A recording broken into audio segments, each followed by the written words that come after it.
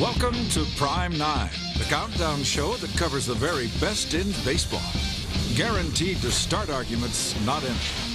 This week, it's the 9 best ballparks of all time. Why 9? That's baseball. 9 players, 9 innings. Prime 9. There's nothing quite like the sensation one gets upon entering a ballpark. It's almost like going from black and white to Technicolor. The manicured green grass, symmetrical white lines, the scoreboard, the seats, and the smell of hot dogs provide a sensory overload that only enhances the baseball experience. Just an absolutely delightful day for baseball. While state-of-the-art facilities have all the modern amenities, old-time charm, great moments, and the players who called the park home also helped us choose our 9.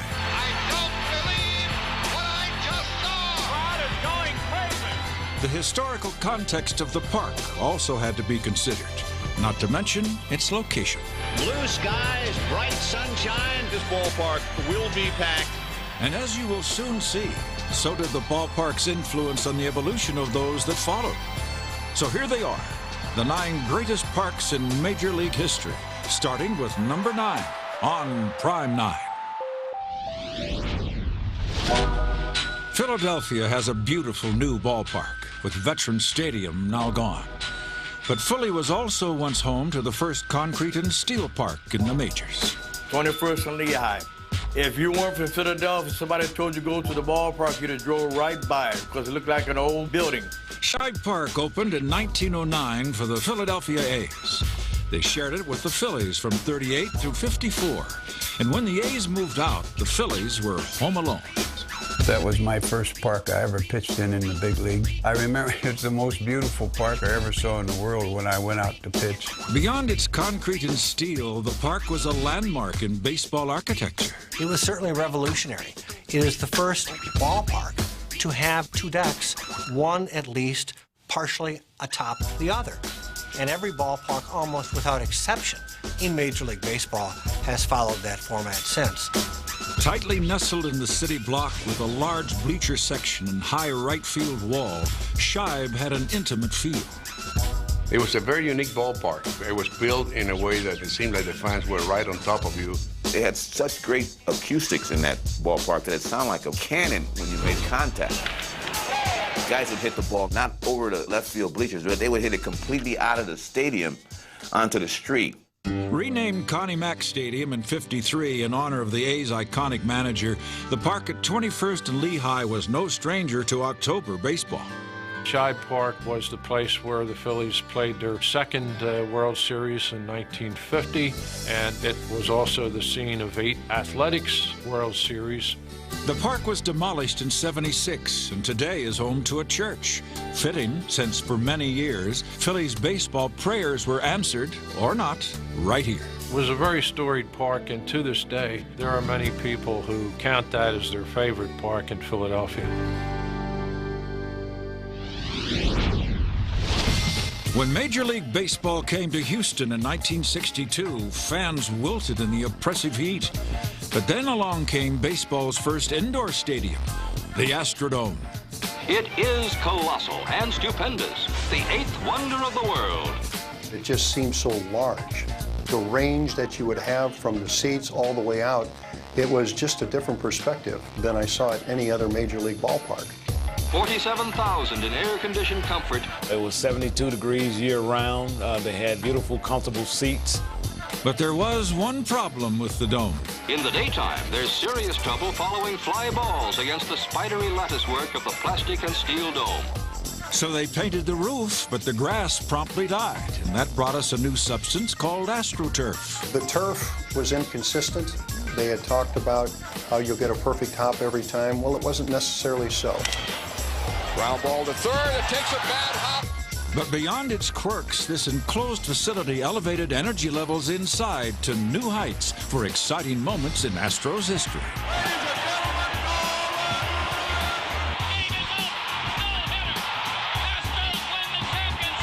Final regular season game in the history of the 35-year Astrodome has come to a close with the Astros celebrating their 3rd straight Central Division title.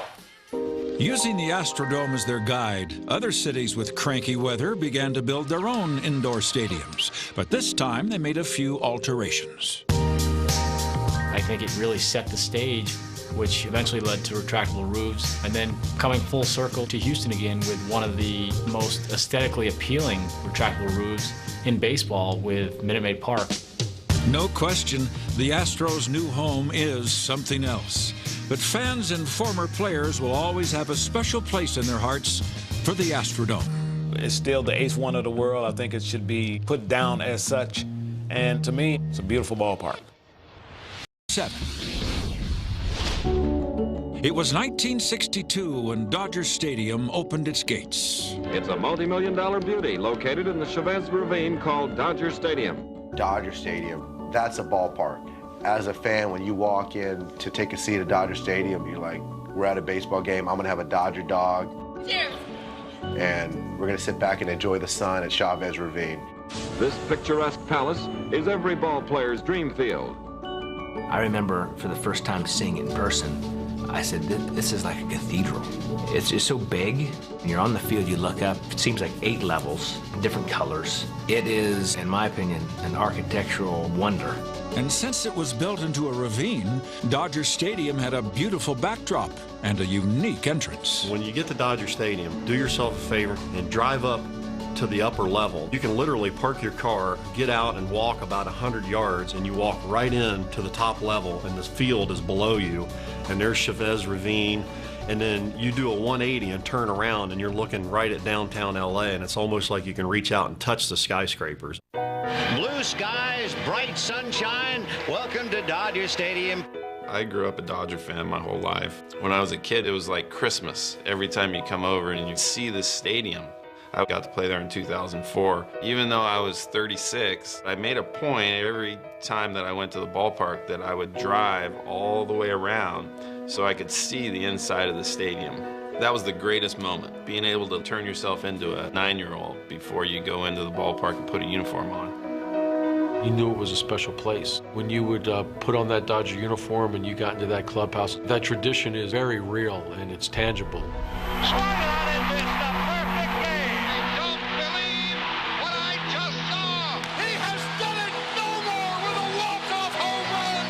The moments are timeless. The ballpark itself is seemingly ageless. It really feels like it's only 2 years old. I mean, it's spotless. The grounds, the flowers, and the palm trees. The grass is cut perfectly. The infield is perfect. It's really stood the test of time. I think it's still one of the most majestic ballparks, even with all the new ones, with all their bells and whistles. I think it's still one of the greatest. Tiger Stadium brought a breath of fresh air to Detroit in 1912, for it somehow encompassed the best of both worlds. It sat 55,000 people, and yet reeked of intimacy. It was almost like a Little League field. It just seemed like unless you were behind a pillar, you had the best seat that you can imagine. You were right on the action. It was a great ballpark to play in. It was a great field. The fans were right on top of you. Al Kaline, the hometown Tiger fans love it. You could really actually hear them talking, and they could hear you saying a few things, too. We welcome you to Tiger Stadium on this beautiful afternoon. I've had guys say, hey, Ernie, I heard your broadcast out in the outfield, and you can't find that in too many ballparks. And the fans who felt closest to the game were in the right field upper deck. The upper deck was 10 feet closer to home plate than was the lower deck. So you could be playing right field and you're waiting for the ball to come down and the ball actually goes into the overhang and it's a home run.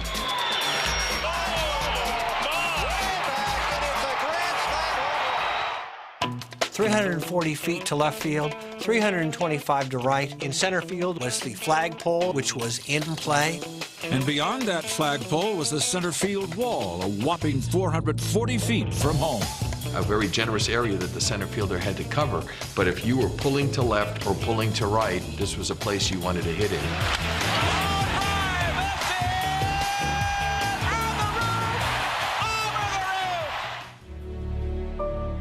There are legendary players who grace the Tiger Stadium field, and many of them paid homage to the ballpark when it closed in 1999. Farewell, old friend. Tiger this stadium we will remember. Tiger Stadium was a great old stadium. It was a magnificent old ballpark. I loved that place.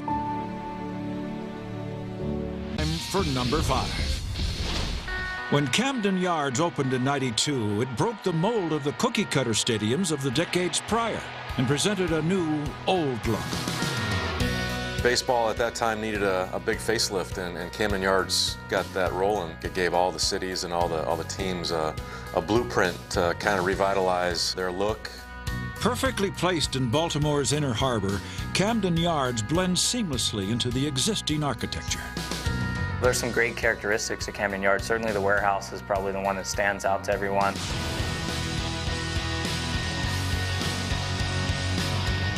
You have Utah Street back there with Boog's Barbecue, and you got the ivy growing on the center field wall. It's beautiful inside and out.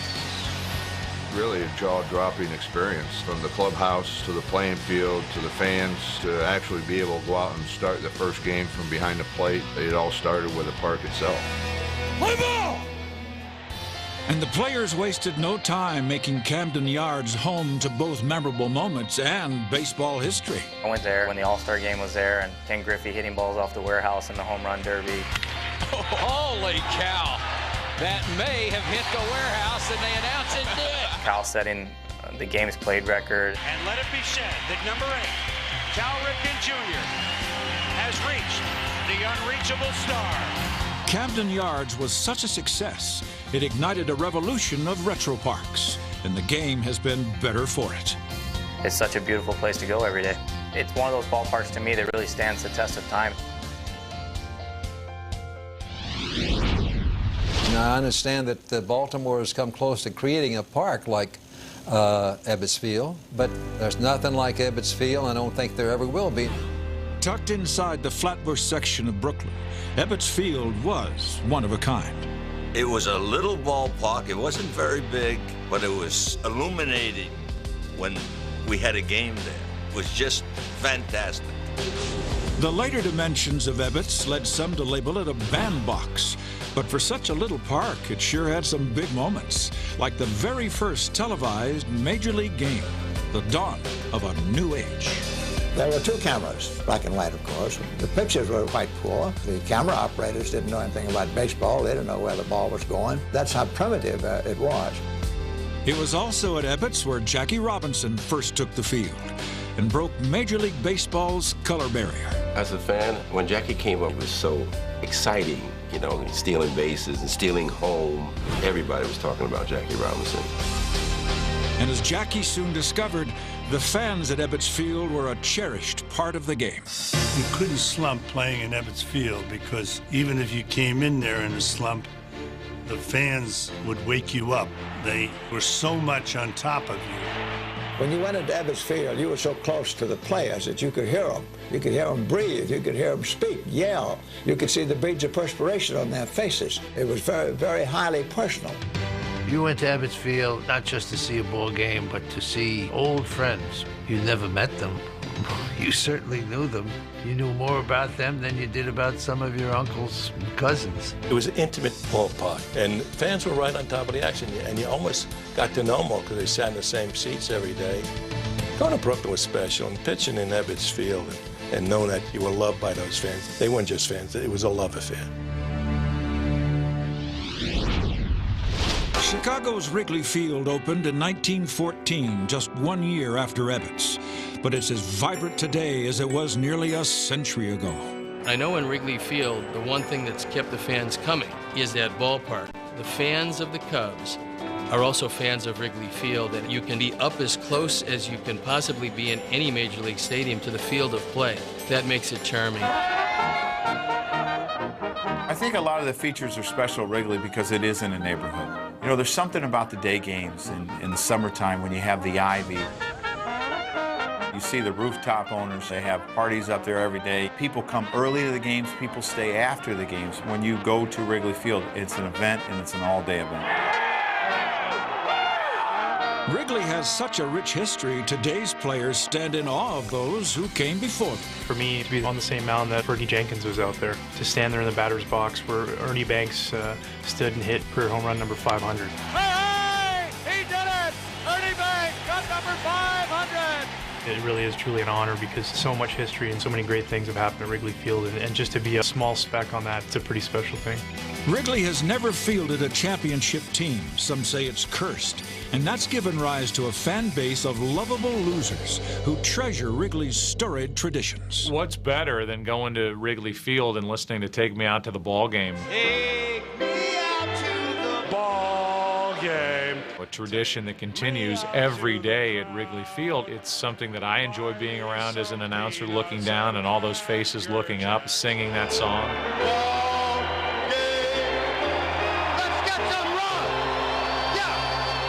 Change is inevitable in our world, but Wrigley Field just might be the exception. Going to Wrigley Field in 2009 or 2010 is like going in 1930 or 1955. So much of the outside world has changed, but Wrigley is an oasis, a sanctuary. And despite the fact that the Cubs have hardly been the most successful team in baseball, the allure is undiminished.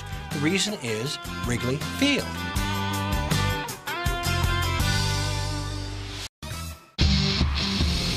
We now return to Prime 9, where this week we're featuring the best Major League ballparks.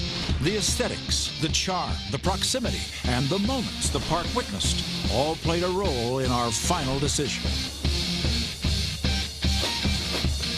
So now it's time for number 1 and 2, the finest Major League ballparks in the history of the game.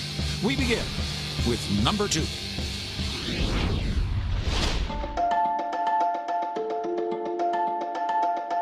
I think Yankee Stadium transcends baseball. I mean, when you think about New York City, there are so many things to visit. And whether you're a baseball fan or not, for the last 80 years, they've been pouring in. The fans really made it so special, especially a packed house.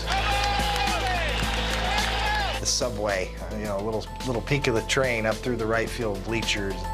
And of course, Monument Park. Every visiting player that comes through Yankee Stadium takes a stroll down there just to see those monuments and what that's all about. When you go in, just the beauty of it, the reverential feeling you have, my gosh, you're part of something so great, with so many memories, so many traditions.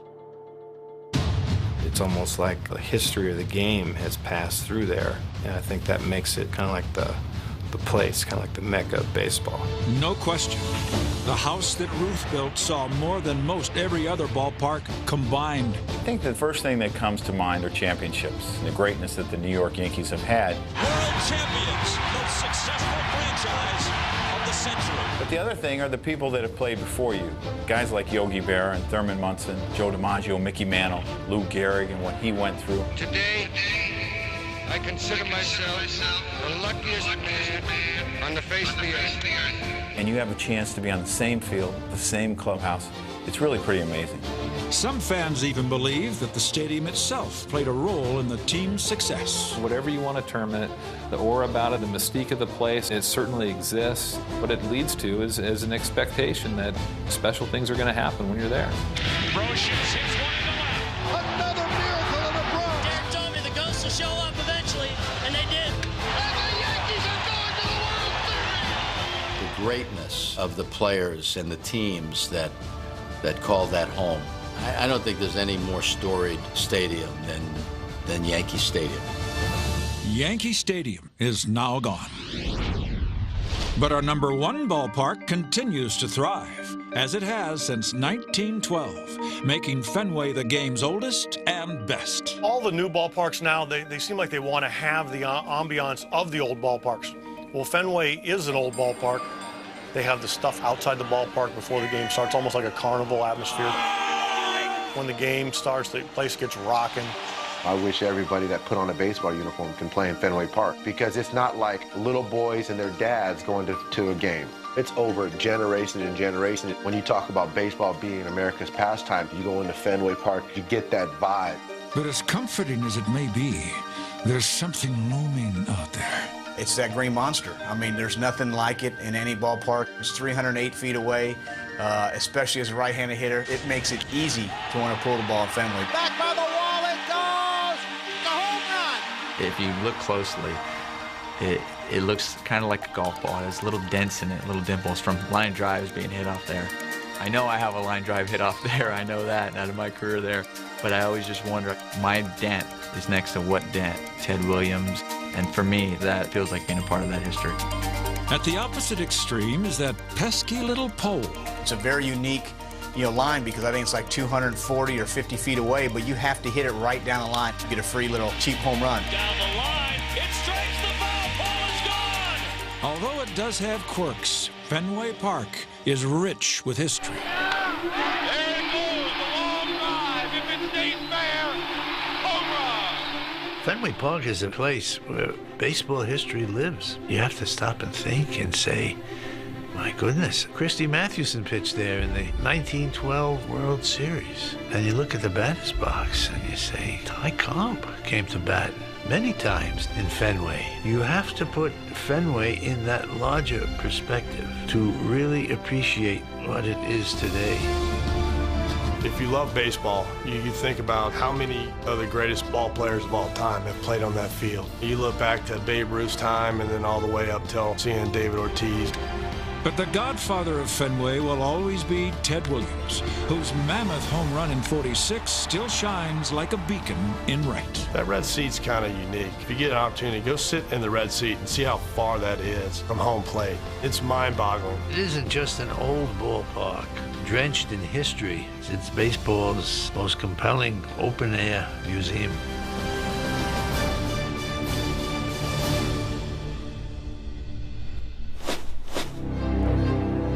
The elements that make Fenway our #1 ballpark, the beauty, the charm, and the history, were on full display at the '99 All-Star Game. After all, what better place to watch the living all-century players make their way onto the field to form the greatest assemblage of baseball talent ever seen? And when Red Sox Nation got to honor its own. The timbers of the ageless park were tested. And for Teddy Ballgame, chills and tears filled the night air. The greatest hitter that ever lived, Ted Williams! It would have been a memorable night in almost any ballpark. But at Fenway, it was magical. That's our Prime 9. What's yours?